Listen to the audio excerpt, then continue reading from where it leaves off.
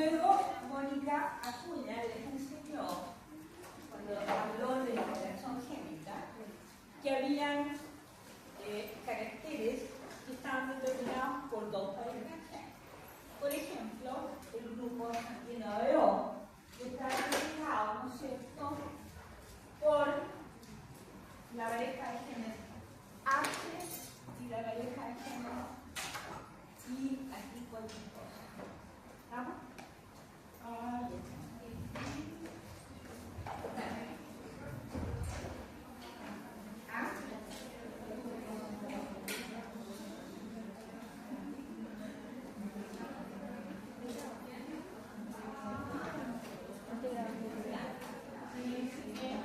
La bisagra.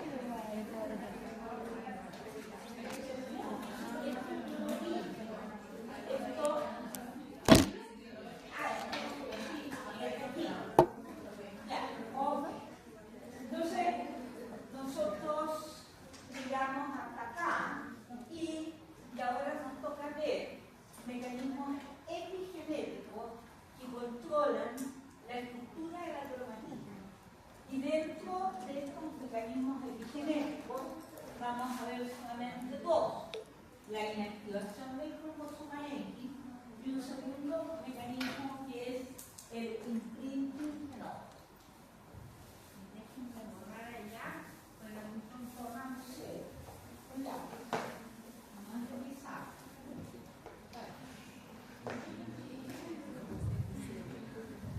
Ok. Ahora bien,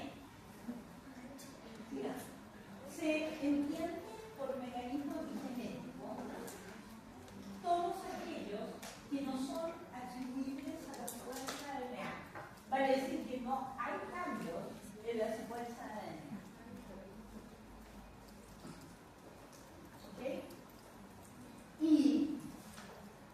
esto lo vamos a saltar y nos vamos a ir al último punto, en que dice de que uno de los mecanismos epigenéticos más importante es la metilación del DNA. Ahora, ¿qué es lo que se metila en el DNA?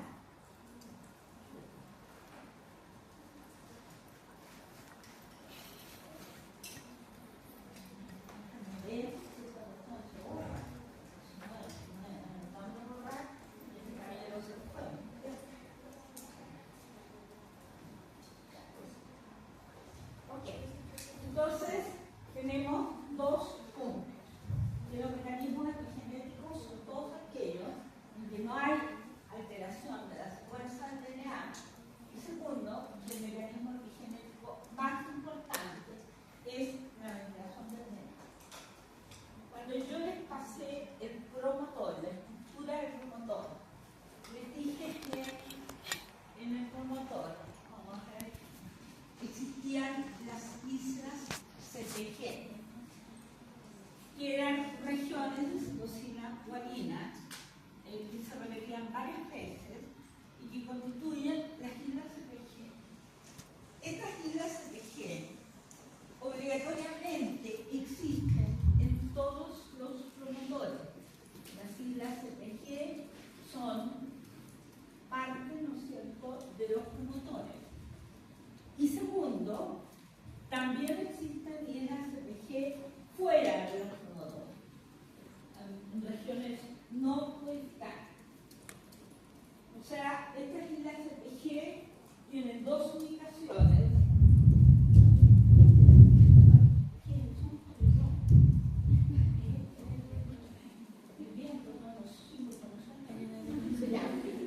Las islas CPG tienen dos ubicaciones: A, los promotores, y B, en regiones no codificantes. Hay muchas islas. Ahora, ¿qué importancia tienen las islas CPG con la población gen? Que la citosina de las islas CPG se puede metilar. Metilar significa adicionar la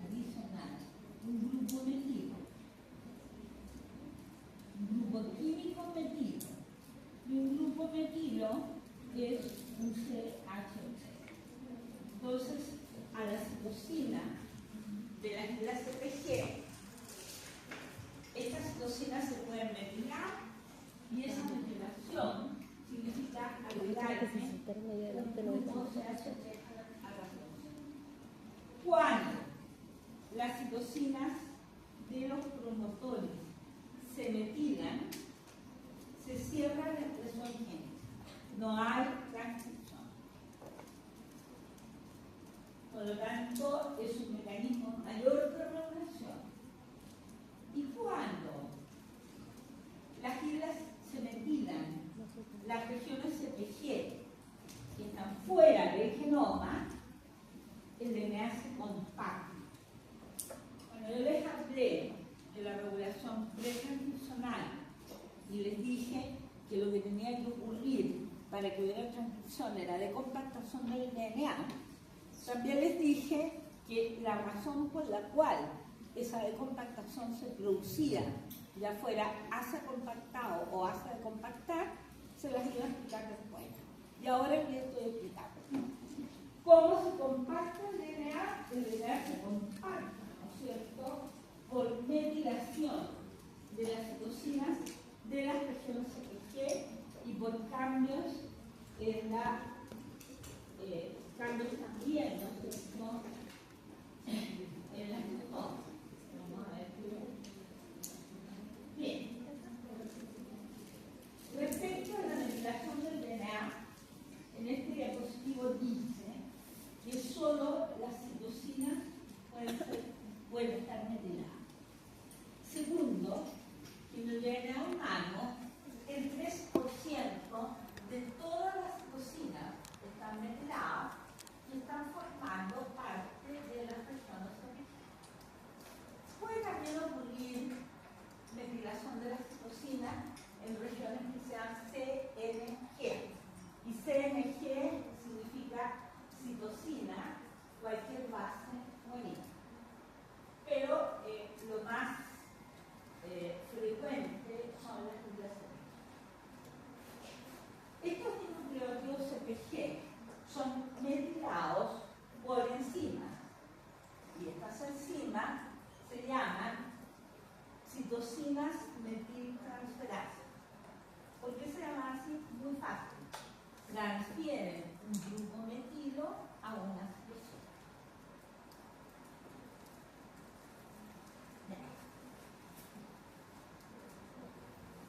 La metilación de las islas CPG podría tener dos roles. A, un rol defensivo, evitando la transposición. ¿Qué es lo que es la transposición? La transposición es el cambio de un segmento de DNA a otro, desde el lugar donde está a otro sector del genoma. Y cuando eso ocurre, se producen mutaciones, porque si a usted, ¿no es cierto?, entre los dos ojos se le insertara un tercer ojo, nos quedamos normales. ¿Ok? De manera que la transposición no es buena. Y B, el otro rol de la metilación es en la regulación génica, que se lo acabo de explicar, ya que la metilación a nivel de las islas CPG de los promotores silencia los genes, silencia la transcripción. Y el tercer rol es el rol que tiene la metilación de la citosina en los fenómenos de compactación y decompactación del DNA, en los cuales la metilación de la citosina y la acetilación de la cistona son mecanismos coordinados. Y cuando se producen ambos tipos de cambio, la cromatina se va a compactar o a decompactar. Ya vamos a ver cómo. ¿Estamos claros con esto? Escrito, ya se lo he explicado. Ahora, voy a ir primero a esto. ¿Sí? ¿Sí? Espérate un poquito. ¿Quién me está hablando? ¿Qué cosa?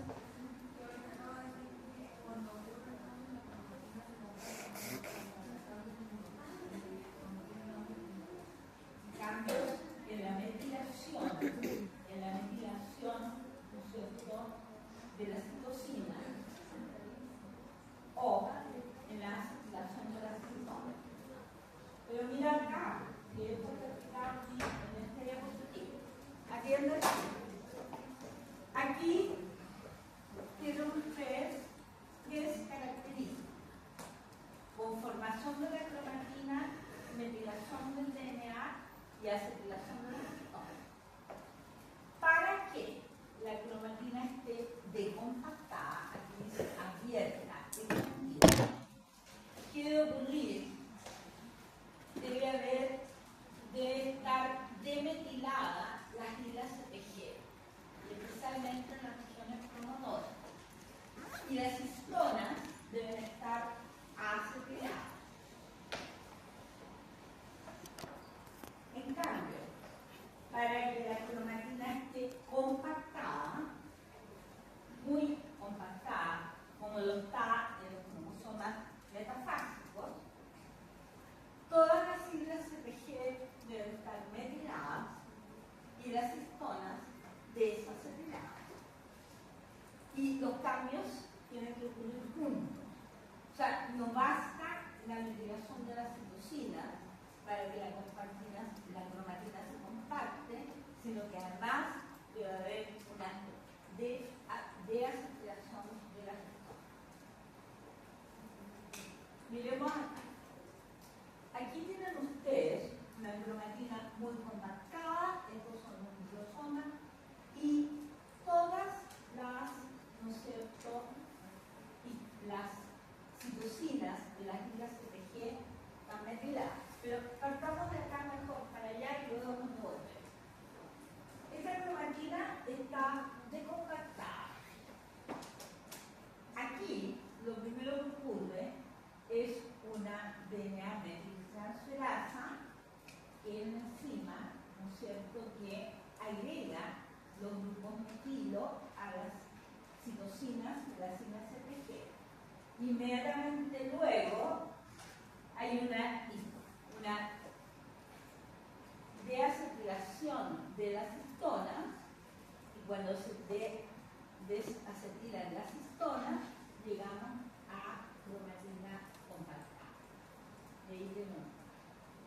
Este estado de compactación, y cuando la cromatina está compactada, no hay expresión génica, no puede ocurrir transcripción.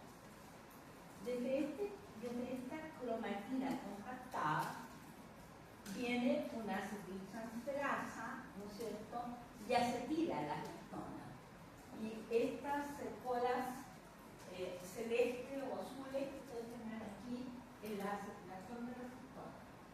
E inmediatamente también se quitan los grupos metilos de las islas CPG y tenemos entonces la cromatina decompactada, en la cual las islas CPG están demetiladas y las histonas acetiladas, y eso lo ven en las islas CPG. O sea, en esta rayita azul. ¿Estamos claros? ¿Todo el mundo está claro? Sí. Voy a volver a esto. Los cambios en la acetilación, en la metilación de las islas CPG ocurren durante toda nuestra vida, desde que somos cigotos, desde nuestros gametos hasta cuando pasamos por cigoto y luego hasta que somos adultos. Miren acá. Los espermios y los óvulos tienen un patrón de metilación específico que hace que se expresen genes para que el espermio tenga la forma y la funcionalidad de un espermio y para que el ovocito tenga la estructura y funcionalidad del ovocito. Por lo tanto, al estar metiladas las CPG, hay genes que se expresan aquí y otros que no se expresan. Lo mismo sucede con el ovocito. Cuando se juntan ambos gametos, tenemos una célula huevo o un cigoto. Y el cigoto es totipotencial. ¿Qué significa? Ustedes que no son matronas, es muy importante. ¿Qué significa que que el cigoto sea totipotencial, significa que todos los genes están expresados. Y para que todos los genes del genoma se estén expresando, ¿qué debe ocurrir con las citocinas de las islas CPG en todo el genoma? ¿Qué es lo que debe ocurrir? Que todo estén descondensados. Más que esté condensado, te pregunté en las islas CPG qué debe ocurrir con la citocina y te desmetiladas. Ahora, este cigoto empieza en su primera fase a dividirse, ¿no es cierto? Y se empiezan a formar las primeras lastómeras. Primero 2 lastómeras, luego 4 lastómeras. Hasta el estado de 4 lastómeras, las lastómeras son totipotenciales. O sea, se está expresando todo el genoma. Por ello, si esas lastómeras, si las dos primeras se separan, ¿cuál va a ser el resultado de ello? ¿Qué van a nacer? ¿Qué van a nacer? ¿Qué van a nacer? Mellizos monocigóticos, gemelos, mellizos idénticos. ¿Cuántos pueden ser los mellizos idénticos? Hasta 4. Entonces, pueden hacer 2 gemelos, 3 gemelos o 4 gemelos. ¿Por qué pueden hacer 7? Si no hay un estadio de reserva, porque uno de ellos en el camino no terminó su desarrollo, ni abortó. Pasado el estadio de 4 lastómeras, empiezan, ¿no es cierto?, los citoplasmas a ser diferentes y se empieza a producir metilación del DNA y a cerrarse genes. Aquí tenemos, ¿no es cierto?, en el embrión temprano hay mucha la metilación, pero en el blastocisto, y estamos aquí como los 7 días de vida, donde se produce la implantación, desde el blastocisto, que tiene un embrioblasto y un trofoblasto, se van a formar los gametos, los anexos embrionarios y las células, los distintos tipos celulares que van a dar origen, las células que se van a ir diferenciando para dar origen a los distintos tipos celulares y tejidos. Bueno, las líneas celulares que van a formar células germinales primordiales que después van a llegar a la formación de gametos, van a tener un tipo específico de metilación. Aquellos que van a ir a formar anexos embrionarios van a tener otro tipo de metilación. Y las diferentes líneas celulares por metilación van a expresar, ¿no es cierto?, genes diferentes. Recuerden siempre que una célula pulmonar, una neurona, una célula de piel, cualquiera que sea, va a tener el 100% del genoma. Sin embargo, una célula pancreática del páncreas puede expresar este porcentaje de genes. Una célula de piel, este otro, una neurona, este otro. Bueno, van a haber genes que tienen que expresarse en todos los tipos celulares, que son los genes constitutivos, como ya vimos al inicio de esta clase, y que corresponden a los genes de la mitocondria, a las histonas, a los células ribosomales, etc. Pero la diferenciación celular corresponde a una expresión génica diferencial. Y esa expresión génica diferencial depende fundamentalmente de la metilación de las citocinas, de las células CPG, tanto a nivel de los promotores como en todo el genoma.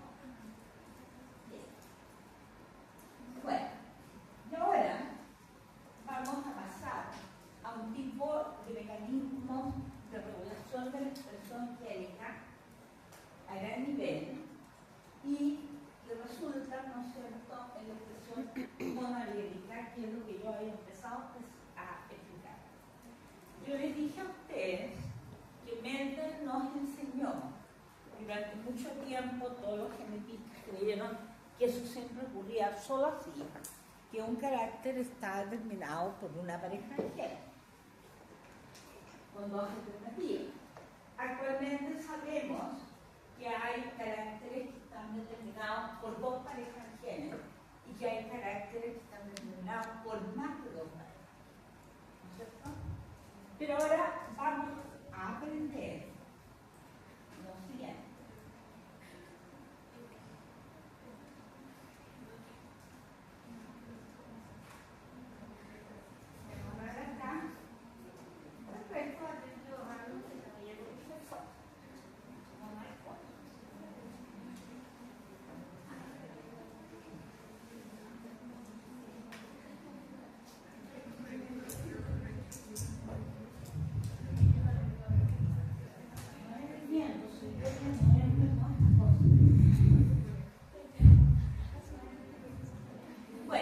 Cuando un carácter está determinado por una pareja de genes, decimos que aquí hay expresión dialéctica.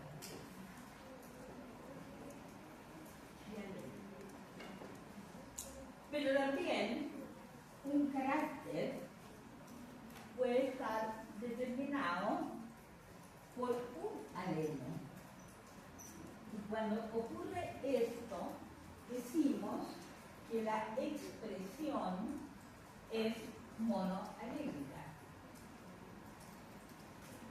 O, otra forma de decirlo, es que hay exclusión genética.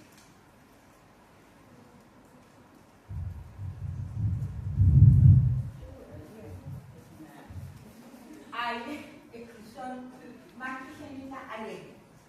Hay exclusión alélica. Llamamos exclusión alélica. Es más correcto que exclusión alélica. Bueno, ustedes conocen de caracteres que están determinados por un solo gen. Por ejemplo, en los hombres, todos los genes que están ubicados en la región no variable del X, el fenotipo queda determinado por un solo alelo, porque no está el segundo alelo, no tienen la parte homóloga. Y los genes que están en la región no variable del Y también quedan determinados por un solo alelo. ¿Ya?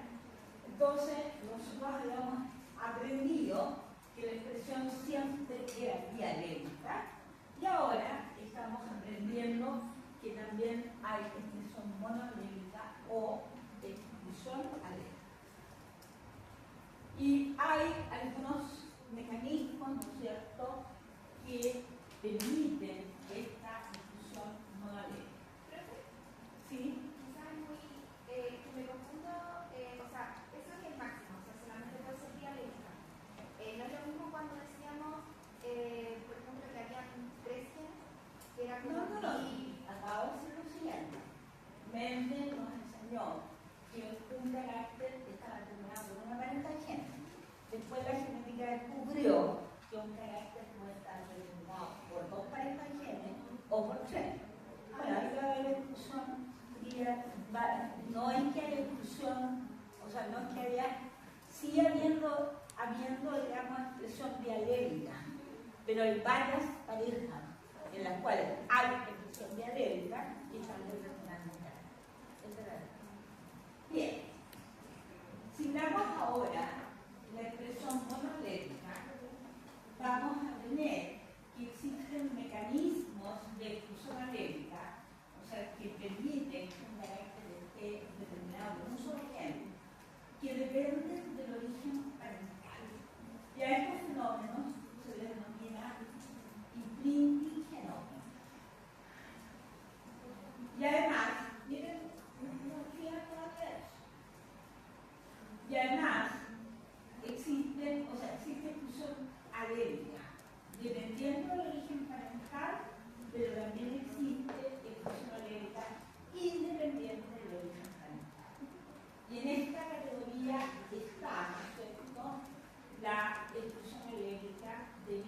la investigación de esta tabla. Nosotros vamos a ver este mecanismo y este mecanismo y este mecanismo. Bueno, vamos a partir por la exclusión alérgica independiente del origen parental. Y en este caso vamos a ver lo que se llama heterocromatización del cromosoma E. Aquí están para acá, primero, tomen apuntes de todo esto que yo voy a explicar acá. Ustedes saben que en los mamíferos y en la especie humana, las hembras son XX y los machos son XX. Y he dibujado a propósito el cromosoma Y más pequeño que el X, porque lo es, ¿no es cierto? Y porque además es muy vacío de gen. Y porque no es variable con el X en toda su extensión. Bien.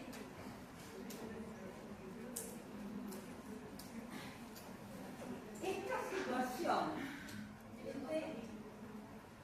y también les hemos insistido que el cromosoma que determina el sexo es el Y, porque el cromosoma Y tiene un gen, ¿no es cierto?, que es el que hace que la gonada indiferenciada se diferencie del tipo. Cuando ese gen no está presente, la gonada indiferenciada se diferencia pasivamente a sola. Segunda cosa, este es el antecedente A. El segundo antecedente es que el cromosoma X es un cromosoma submetacéntrico grande,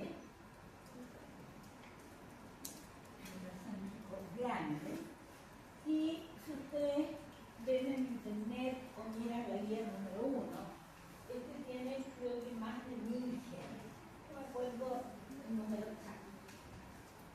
El cromosoma Y es un cromosoma telocéntrico, subtelocéntrico, pequeño, un subtelocéntrico pequeño, y tiene muy pocos genes, muy pocos.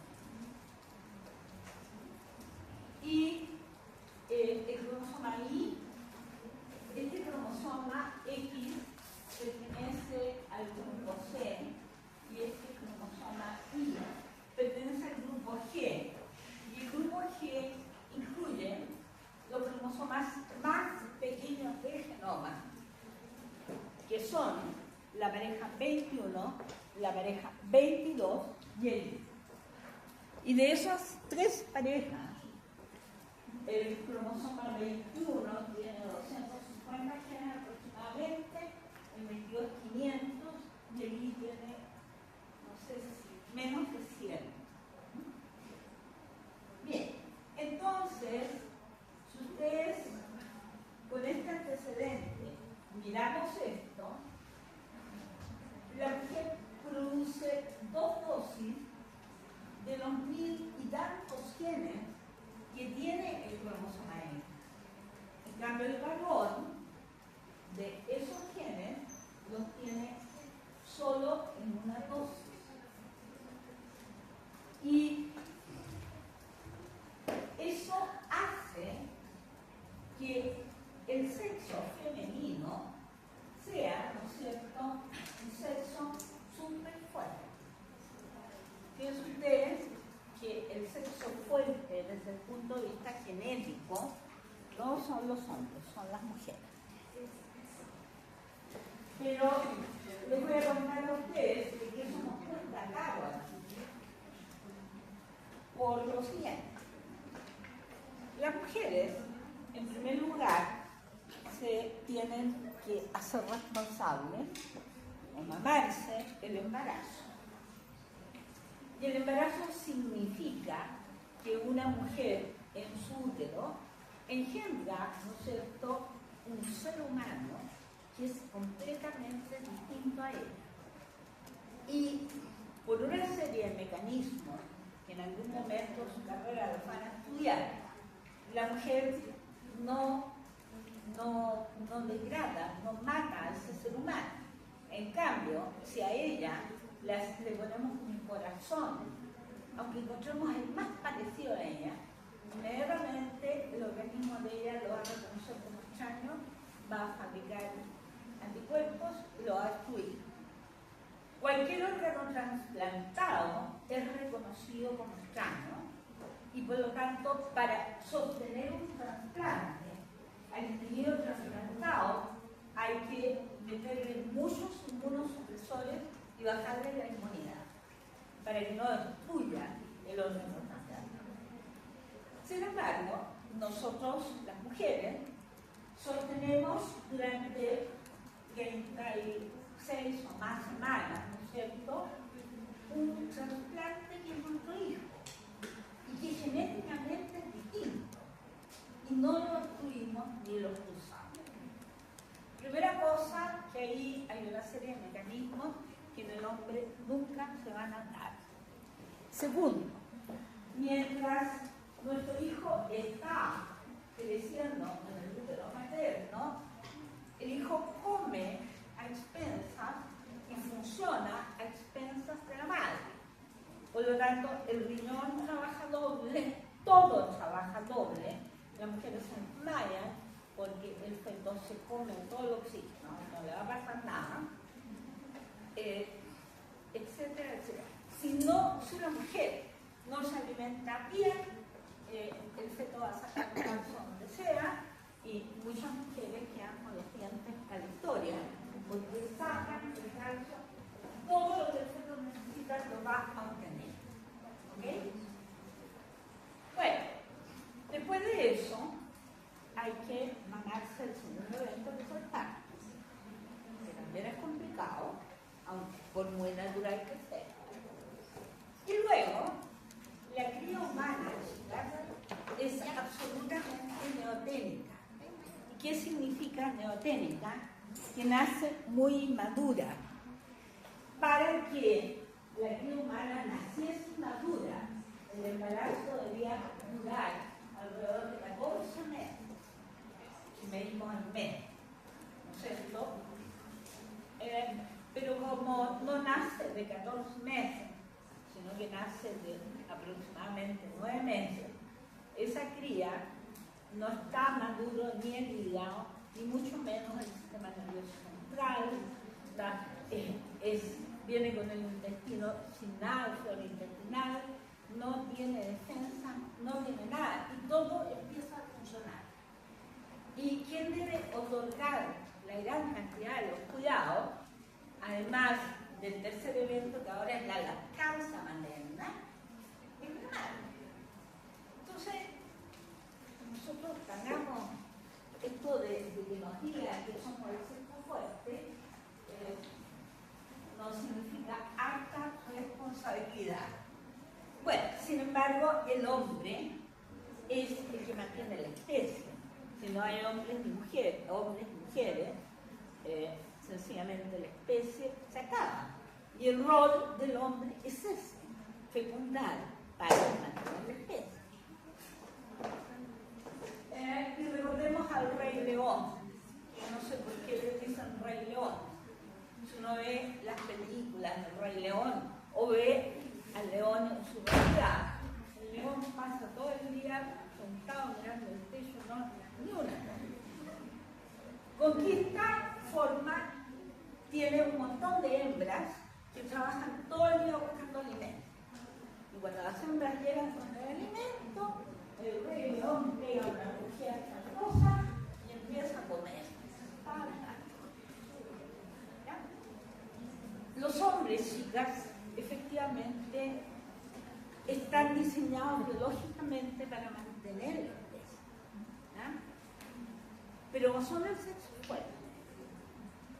Se mueren más perinatalmente y también la sobrevida se mueren más tempranamente que las mujeres.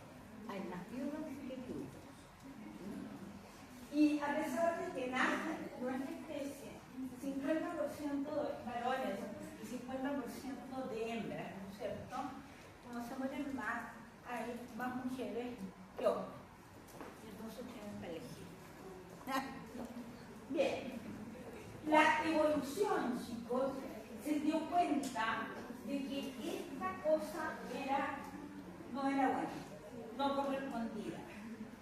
Y entonces la evolución estableció un mecanismo para que ambos sexos tuviesen la misma dosis génica respecto del cromosoma Y. ¿Y qué es lo que ocurre? Ocurre que muy tempranamente durante el desarrollo embrionario, específicamente cuando son plásticas, uno de los cromosomas X en la mujer, en cada célula de la mujer, se heterocromageniza. Heterocromageniza significa que se hipercompacta y forma un corpúsculo que se denomina cromatina de Barr o cromatina sexual. Y este corpúsculo, siempre fuera un núcleo, está muy pegado a la carioteca interna. Con mucha suerte es posible distinguirlo de otros corpúsculos humanos. De modo que las mujeres entonces, los hombres, como tienen un solo X, no forman cromatina de Barr. Y las mujeres, entonces, dado que unos cromosomas X se heterocromatinizan, funcionamos también con una oxigenia. Entonces me dirán ustedes en qué quedó la supremacía que somos el sexo fuerte. Bueno, porque la heterocromatinización del X es al azar. Entonces, en algunas células de los dos X de una mujer, uno se lo da a la madre y el otro al padre, y los alelos son diferentes, ¿no? Tienen la misma información para las mismas características, pero no los mismos alelos.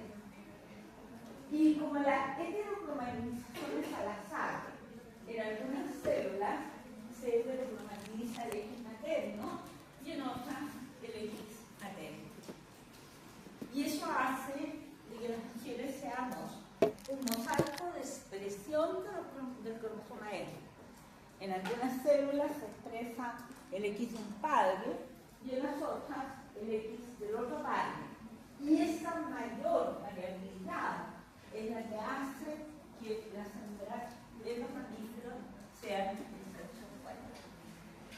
Ahora, si un cigoto es triple X, se organizan dos cromosomas X.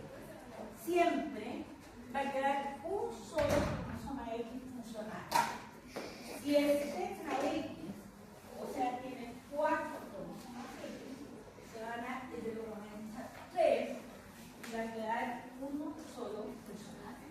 Pero este asunto de que es al azar, por lo tanto, ¿no es cierto?, va a haber mucha mayor variabilidad que en el sexo masculino. Eso es lo que permite que la mujer cumpla con todos los controles biológicos que nos tocan. Veamos ahora todo lo que les he explicado.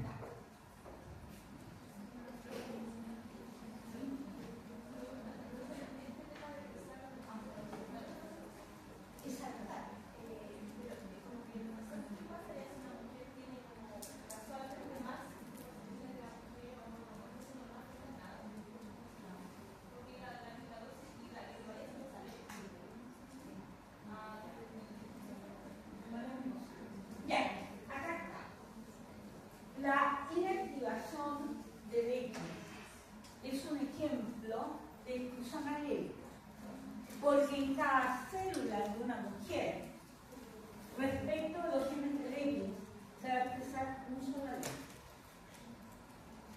Por eso esta se llama exclusión alélica o expresión monoalélica con mucha más genética. En las hembras de mamífero, uno de los X se heterocromatiniza y se inactiva toda la expresión génica. Cuando el cromosoma X está completamente compactado, no hay expresión génica de ningún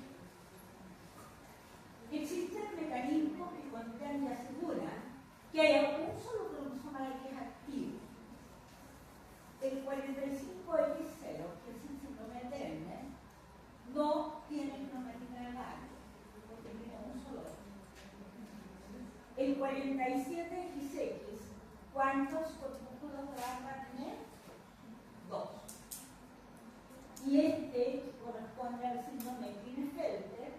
Este fenotípicamente, ¿qué es lo que es? ¿Varón o mujer? ¿Ah?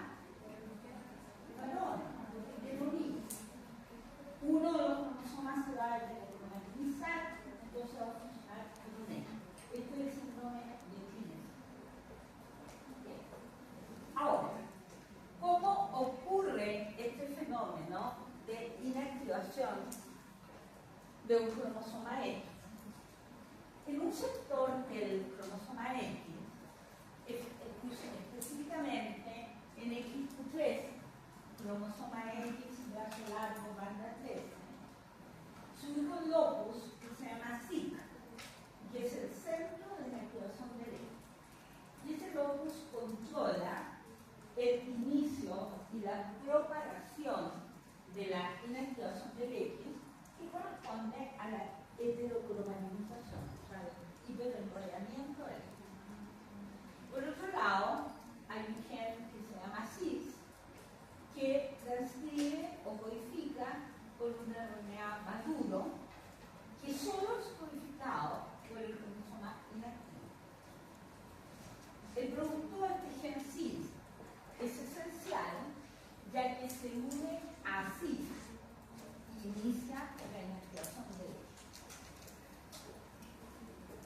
Y este producto de CIS, este RNA, se une a todas las bandas claras del bandeo G, que son ricas en genes, y al unirse a las bandas claras, inicia el proceso de compactación que va acompañado de la regulación de la CPG y de la aceptación de los cetonas. Y con eso entonces logramos la compactación del X y el funcionamiento de todos los sexos fenotípicamente femeninos con un solo X. Bien, este diapositivo lo elimina, no lo vamos a ver. Y ahora vamos a ver el segundo mecanismo. Fíjense ustedes, voy a volver atrás. Este mecanismo de fusión alérgica, que corresponde a la inactivación del X, es independiente del origen parental. ¿Por qué es independiente del origen parental? Porque ya dijimos que la inactivación del X era al azar y por lo tanto se puede inactivar el X paterno o el X materno, y de hecho eso sucede en la célula. En cambio ahora vamos a ver un mecanismo de regulación que lleva también a la exclusión alérgica, pero que depende del origen parental, y este mecanismo se llama imprinting genómico.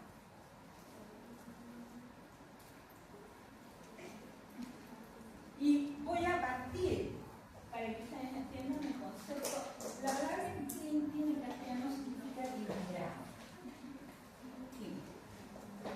El chico tiene aquí dos pelotitas, una roja y una verde. Y me dice a mí, si yo no les voy a contar esto tan bonito, que para que él sea normal, no solamente tiene que ser diploide, sino que la mitad de sus genes los debe aportar la mamá y la otra mitad los debe aportar el papá. Si la información es solo materna-materna o solo materna-materna, entonces la cosa no está bien. No basta la diploidía, sino además que la mitad del genoma sea de origen materno y la otra mitad de origen materno. Y a este fenómeno se llama imprinting genómico. Y el imprinting genómico se define como la expresión diferencial del material genético, ya sea a nivel cromosómico o alélico, y depende, y se puede expresar el alelo materno o el alelo materno, pero no ambos. Segundo, este fenómeno de imprinting o impronta genómica involucra modificaciones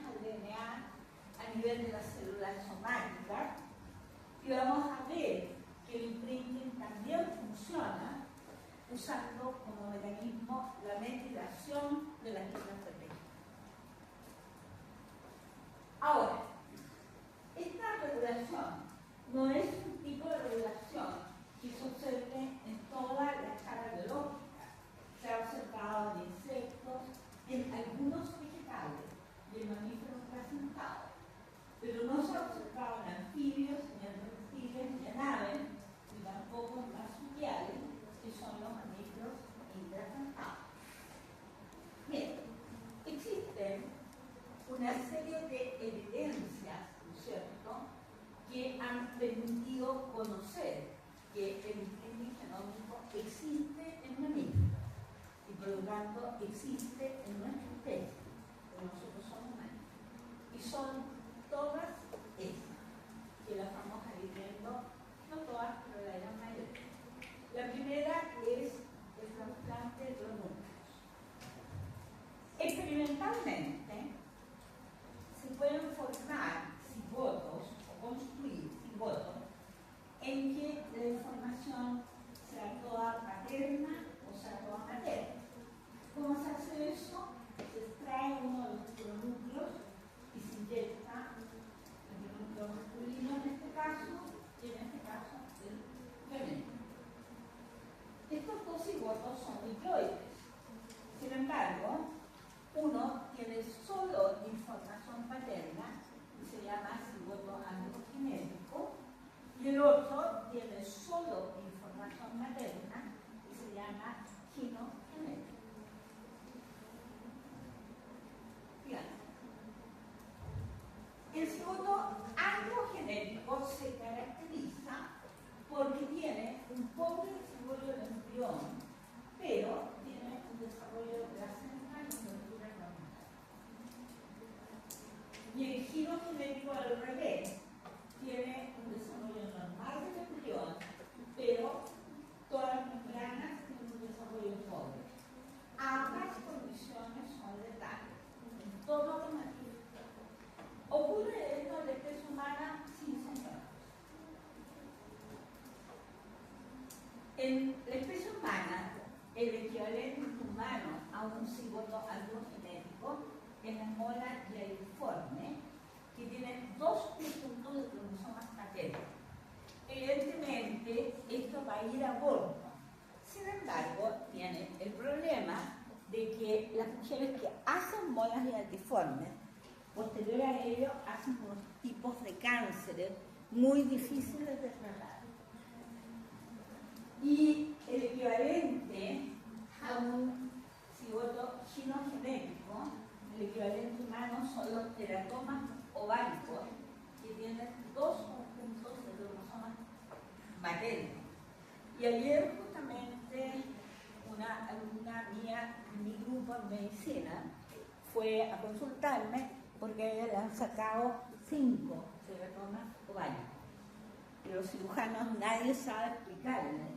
Ella ha preguntado por qué tiene sus teratomas ováricos y le dicen que si es un gemelo, le dan un montón de explicaciones incorrectas. El cuento es que ya le han sacado, digamos, creo que me dijo 4 teratomas más ováricos. Y les cuento esto para comprobarles de que esto ocurre en nuestra especie y en la mujer. Bueno, esto lo que está mostrando es lo que el chico del diapositivo decía. Para ser normal, no me basta ser diploide, sino que necesito que un conjunto de información sea paterna y el otro no. Otro grupo de evidencias viene de las triploidías humanas. Una triploidía es la existencia de 3 conjuntos de cromosomas de material haploide en vez de 2. Vale decir, una triploidía significa que hay 3 cromosomas 1, 3 cromosomas 2, 3 cromosomas 4, etc. ¿Ya? Ahora, si ustedes tienen una triploidía y 2 de estos conjuntos son paternos y uno materno, se obtiene un androide y en este caso un ginóide. En ambos casos se producen alteraciones, ya sea en el feto o en la placenta, y aborto temprano. la especie humana son letales. Y lo vamos a volver a decir en los contenidos de mutación. Cuidado. Otra evidencia, y esto trató en el primer índice, son lo que se llama las disomías uniparentales. ¿Qué es una disomía uniparental? Es una condición en la cual un cromosoma completo y por lo tanto una pareja de cromosomas son del mismo sexo, o sea, provienen del mismo padre. Por ejemplo, los dos cromosomas 3 pueden ser maternos o paternos. Pero también hay una disomía cuando un segmento de cualquier cromosoma tiene origen solo de un padre. Entonces, en un segmento de un cromosoma, los dos pedacitos esos son paternos o maternos. Bueno, en el ratón se ha visto que en el caso de dos cromosomas se obtienen fenotipos diferentes dependiendo si la disomía es paterna o materna. Y aquí empieza entonces la cosa. Esto diapositivo es solo para explicar que una disomía uniparental se produce como consecuencia de una no inclusión en la mujer. Aquí ustedes tienen un control en que el tamaño de la placenta y del embrión son iguales, normales. Pero acá, fíjense que ambas partes son más grandes si hay una ubicación parental en la parte distal del cromosoma 7. O sea, si en esas regiones los dos pedazos son paternos. Por el contrario, si en ese mismo sector la ubicación es materna, lo que tienen ustedes es placenta y embrión más pequeño. Yo me acuerdo que el doctor Valenzuela le hace a uno de los grupos de ustedes, cuando yo estaba embarazada, me dijo: tus hijos no van a ser grandes porque tú eres chica. Bueno, efectivamente, uno de ellos no iba, aunque el papá era más alto, pero no iban a ser muy grandes. Entonces yo me preocupé en ese momento, no entendía por qué y pensé que me estaba molestando. ¿Ya? Pero él había trabajado en su tesis doctoral, él es médico, pero doctor en genética, en crecimiento y desarrollo. Así que algo sabía en ese tiempo, pero no esta explicación. Entonces, bueno, yo me preocupé y hice que los cabros empezaran a comer aceite de bacalao, más cuantas cuestiones me dijeron. Y uno de ellos fue muy responsable en eso, y Gonzalo, que es el menor, déjalo. El otro se lo tomaba cuando quería, yo más chico. Eso es el efecto ambiental sobre la estatura, y en sí lo hay, con carácter poligénico, exactamente. Pero tenía razón el doctor Valenzuela. ¿Y por qué?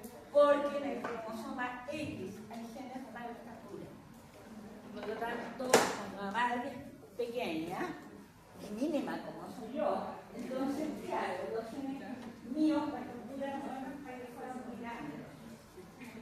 Ahora, miren acá, en ratones, si nos vamos al cromosoma 11, y hay paterno y materno, pero no es normal. Si los dos cromosomas 11 son maternos, el ratón es más pequeño. Si los dos 11 son paternos, el ratón es más grande. O sea, la expresión depende, ¿no es cierto?, el fenotipo va a depender del origen parental que tengan los segmentos cromosomas. Bueno, en humanos hay ejemplos distintos y el más conocido es este. Si ocurre, chicos, una lesión en CUS15, cromosoma 15, brazo largo, bandas 11 a 13, si esta lesión ocurre en el 15 materno, se produce un síndrome que se llama síndrome de Prader-Willi. Digamos, vamos a ver qué fenótipo tiene. Pero si esta lesión es en el cromosoma materno, se produce un síndrome completamente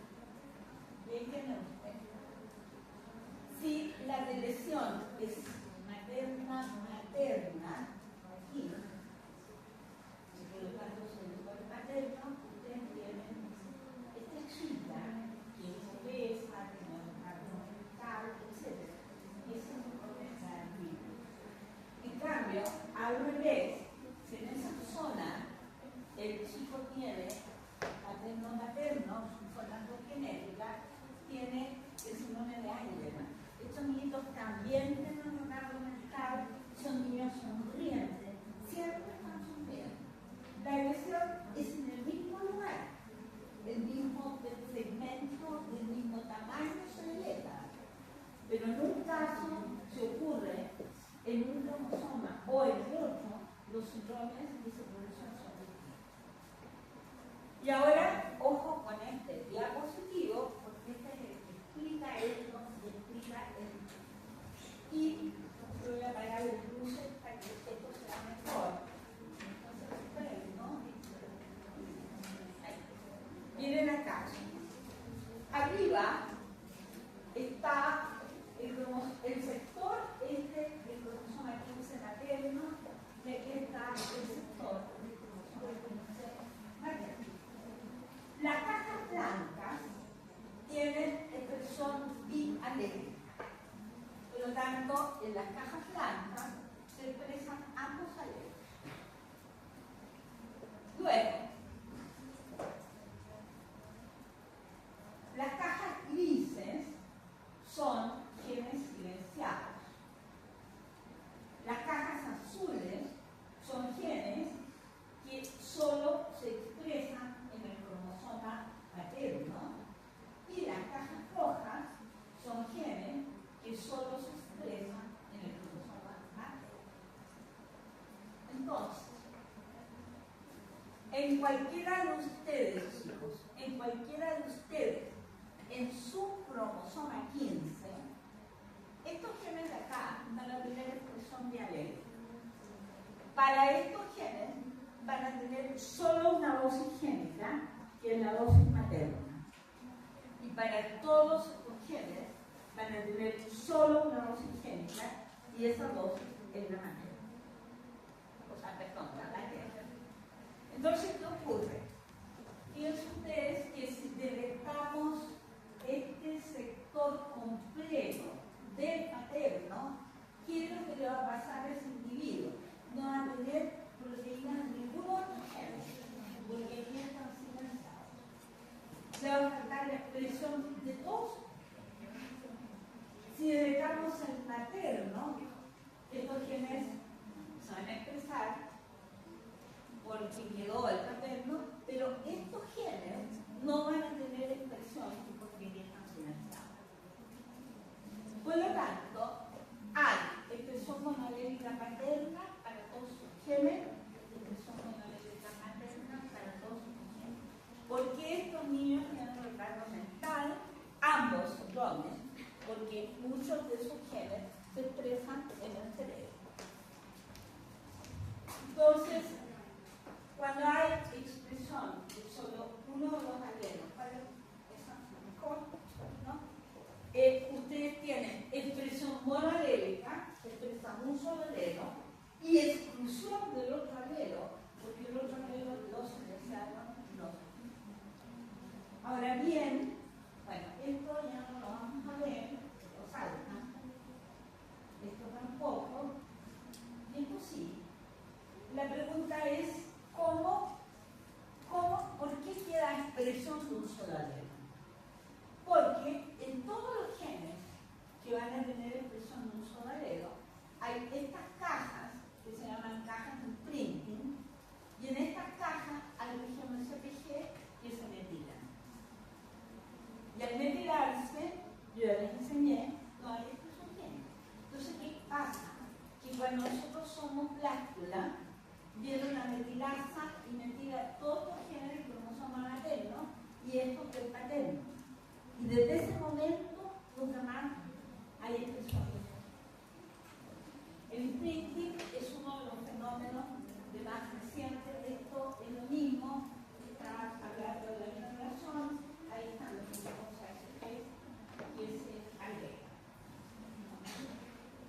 Bueno, el proceso ocurre muy tempranamente en la vida masculina, y en fin, el resto muy bien.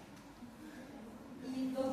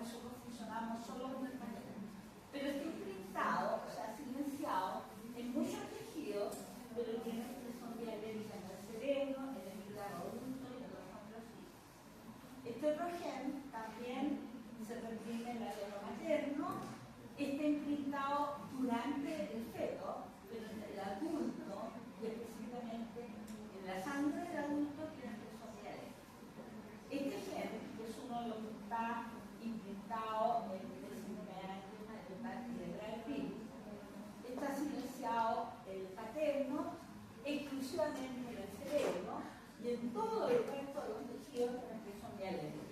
Por eso que también viene el retardo mental. Este gen está reprimido en el materno, pero tiene expresión dialéctica en el corazón, y este está implantado, el materno en la placenta y en el cerebro, pero tiene expresión dialéctica en el riñón. O sea, el intestino además es específico respecto del tipo celular. Este diapositivo no lo vamos a ver, y este sí les muestra todas las rayitas, son lugares en que puede haber, ¿no es cierto?, alguien en la CPG que pueden estar implicados. Este es el índice y todo lo que vimos. Vamos ahora a cambiar de tema. No lo miran. Pero vamos ahora vamos a empezar, ¿no es cierto?,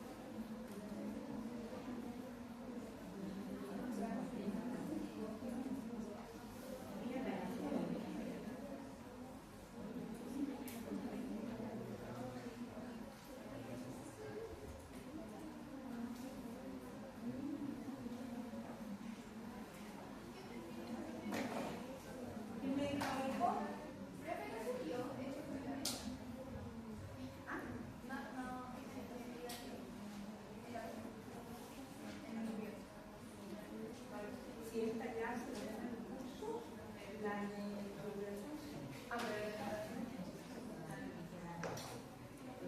no me acordé que ustedes van a bueno, pero no vamos a empezar a ver mucho. Bueno, vamos a empezar a trabajar con los contenidos de mutaciones que son re importantes para ustedes. Todos los contenidos, lo que hemos visto es bueno, primera vez que lo ven, y los contenidos de mutaciones que son absolutamente importantes. Bueno, este es el dogma de la biología molecular que dice que en el DNA por transcripción en el paciente toda la proteína, pero aquí también puede haber transcripción radial. Esto es importante, es la definición de mutación. Y la definición de mutación, se están tomando apuntes en el tablet, ustedes ponen que es exactamente lo que está dicho en el diapositivo. Una mutación se define como un cambio heredable a nivel del DNA. Heredable.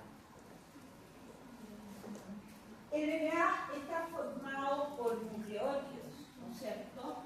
Y un nucleótido consta o incluye la base, incluye el azúcar, que en el DNA es una pentosa y específicamente una deoxirribosa, hasta el otro azúcar, ¿y por qué cuando estoy aquí? Esa cosa, aquí está el grupo PO4 que permite formar el enlace fosfolíptico entre dos nucleótidos, y aquí está la base nitrogenada, adenina, timina, etc. Y la información genética está codificada en la secuencia de base nitrogenada. Por lo tanto, los cambios en el azúcar o en el fosfato no constituyen mutaciones. Y eso es lo que dice la segunda parte. Que dado que la información está codificada en las bases nitrogenadas, las mutaciones son cambios a nivel de las bases. Bien, existen dos grandes categorías de mutación. Las denominadas mutaciones puntuales y las denominadas mutaciones cromosómicas. ¿Qué es una mutación puntual? Puntual viene de punto, de que es un cambio pequeño. Una mutación puntual cambio de una base por otra, el cambio de 3 bases, la inserción de bases, la deleción de bases, y hasta cuándo consideramos puntual. Hasta unos 50 o 100 pares de bases sigue siendo un punto dentro de los 3 billones de pares de bases nitrogenadas. En cambio, las mutaciones cromosómicas, antes llamadas aberraciones cromosómicas, como ustedes ya no manejan textos antiguos, nos vamos a quedar con el nombre de mutaciones cromosómicas. Son mutaciones que afectan ya sea el número o la estructura de los cromosomas, y por lo tanto, si en vez de haber 2 cromosomas hay 3, lo que está implicado es un montón de información. O sea, las mutaciones cromosómicas son eventos de cambio de gran magnitud. Una mutación puntual es como un temblorcito grado 2, pero se puede caer en la cama. Pero una mutación cromosómica es un terremoto, y por lo tanto ningún individuo que tenga una mutación cromosómica va a ser normal. Eso. Bien. Acá está la definición de mutaciones puntuales. Son mutaciones en las cuales la mutación afecta a una, 2 o más bases nitrogenadas, dado que los genes más pequeños poseen varios kilobases. Una kilobase son 1000 pares de bases. Entonces, una mutación puntual, ya les digo, hasta 50, y exactamente. Pero esto sí lo hice yo, pero voy a aumentar el número de pares de bases. 50 pares de bases sigue siendo puntual. Bueno, una mutación, aquí nos vamos a la estructura de un gen eucariótico. El gen eucariótico tiene una región codificante y una región regulatoria. Si esta mutación ocurre en la región regulatoria, o sea, donde está toda esta parte del promotor y todo lo que hemos visto de la clase media, la estructura de la proteína es normal. Pero, dado que el promotor no solo determina que haya transcripción y por lo tanto proteína, o que no haya, pero también controla la velocidad de la transcripción, entonces ustedes pueden tener que no exista la proteína o que haya una disminución de la cantidad o un aumento de la cantidad. Si hay una disminución de la cantidad, va a haber pérdida de función, y eso puede ser causa de patología. Si hay aumento de la cantidad, que es infrecuente, va a haber una ganancia de función, y también puede haber patología. Ahora, si las mutaciones ocurren en la región codificante, ustedes pueden tener una proteína normal que causa patología. Algunos cambios pueden dar funciones distintas o ganancia de función, que es muy frecuente. O que hay nuevas proteínas que por evolución se adapten. Por ejemplo, sabemos que un solo evento mutacional causó toda la pérdida del pelo, del pelo corporal, porque eso ya no es vello, entre nuestros parientes monos y nosotros. Y yo no sé si encontrar que eso fue favorable para nosotros, porque los monos no necesitan vestir. Nosotros, miren cómo andamos de abrigados. Ok. Ahora, nos vamos a los tipos de mutaciones puntuales. Entonces, tampoco tiene que escribir mucho porque solo aquí están los nombres. Nosotros vamos a ver cambios de bases nitrogenadas, deleciones de bases nitrogenadas o adiciones de bases nitrogenadas. Mutaciones dinámicas no vamos a ver. Bien. Un cambio de la base nitrogenada es lo que dice el nombre. cambio de una base por otra. Supóngase usted que yo tengo este A, D, C, G, C, C, A, D, ¿ya? En la área codificante, y que aquí hay un cambio. Entonces, en vez de D, me queda A, C, G, C, C, A, D. ¿Estamos? Cada una de estas cosas va a corresponder en el mensajero a un codón, y ese codón va a ser una proteína, va a ser un aminoácido, ¿no es cierto? Entonces aquí empezaría un aminoácido, pero como cambió el triplete en el DNA, va a cambiar el codón y se va a cambiar el aminoácido también. ¿Estamos? Entonces, si tenemos este cambio puntual, el cambio de una base por otra, en cualquier lugar de la secuencia de un gen, pero obviamente la secuencia codificante y en los exones, las mutaciones de este tipo que están dentro del intrón, como el intrón sale, no tienen consecuencias nunca. Pero si están en el exón, puede ser que este cambio no cambie el aminoácido, y en ese caso la mutación va a ser silente. ¿En qué caso va a ocurrir que no cambie el aminoácido? Cuando lo que se cambia es la tercera base de aminoácidos que tienen más de un codón. El código es redundante, hay aminoácidos que tienen más de un código y la diferencia está solo en la tercera base. Y por lo tanto, en ese caso no va a cambiar el aminoácido, no va a pasar nada. Que el cambio de la base cambie el aminoácido, como yo creo que ocurre en ese caso, y cuando hay cambio de un aminoácido por otro, este tipo de mutaciones se llama missense. Missense significa sentido equivocado. Ahora, una mutación missense, chicos, va a ser causa de una enfermedad, en algunos casos sí, en otros casos no.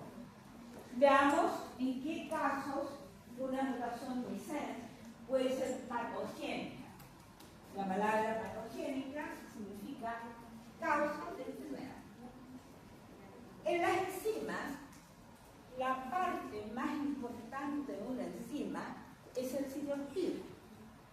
Por lo tanto, si el cambio del aminoácido ocurre en el sitio activo, lo más probable es que la enzima pierda su funcionalidad. Pero si el cambio ocurre en algún sector fuera del sitio activo, que no altera la estructura terciaria de la proteína, ese cambio no va a producir, no va a ser patógeno. Por ejemplo, en la hemoglobina se han descrito más de 200 cambios de este tipo, que la gente ni sabe que los tiene, porque no alteran la funcionalidad de la hemoglobina. Pero hay otros cambios que sí producen patología.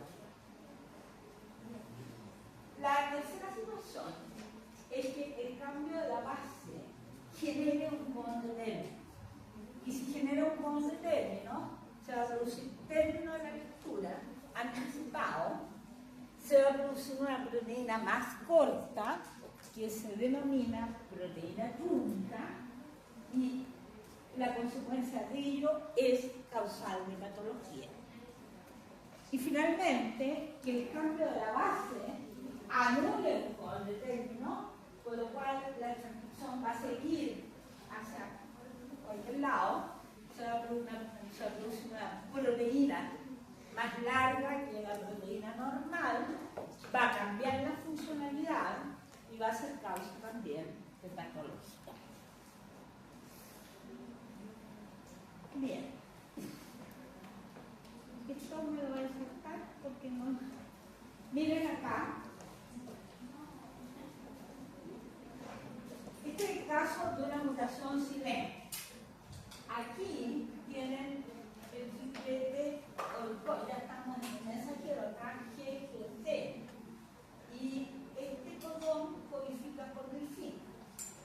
Si se cambia esa base por una U, va a quedar G,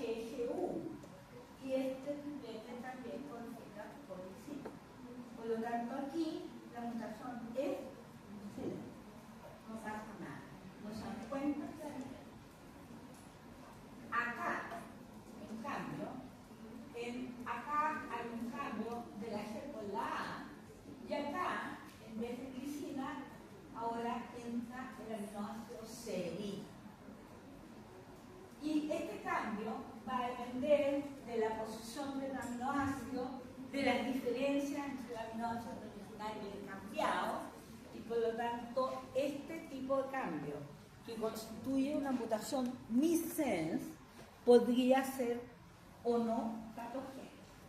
Y ahí dice abajo, esta alteración, este tipo de cambio puede producir alteraciones en la estructura o en su funcionalidad, lo que puede provocar enfermedad o riesgo de desarrollo de una enfermedad que es susceptibilidad a la enfermedad. ¿La voy a entender? Y acá, las mutaciones nonsense. Este codón, codificada por A a G policina, si cambia la A por U, se produce un codón de stop. No hay transcripción para allá, se genera un codón término y este cambio produce una proteína única que es de menor tamaño que la original y con pérdida de la funcionalidad. Por ejemplo, en el grupo O, la transferasa que se codifica es una proteína trunca, por eso que no funciona, y al no funcionar, entonces no transfiere nada a la nitrogenasa. Ok, chicas, yo creo que vamos a llegar hasta ahí. Ustedes me dicen a dónde voy, a la noche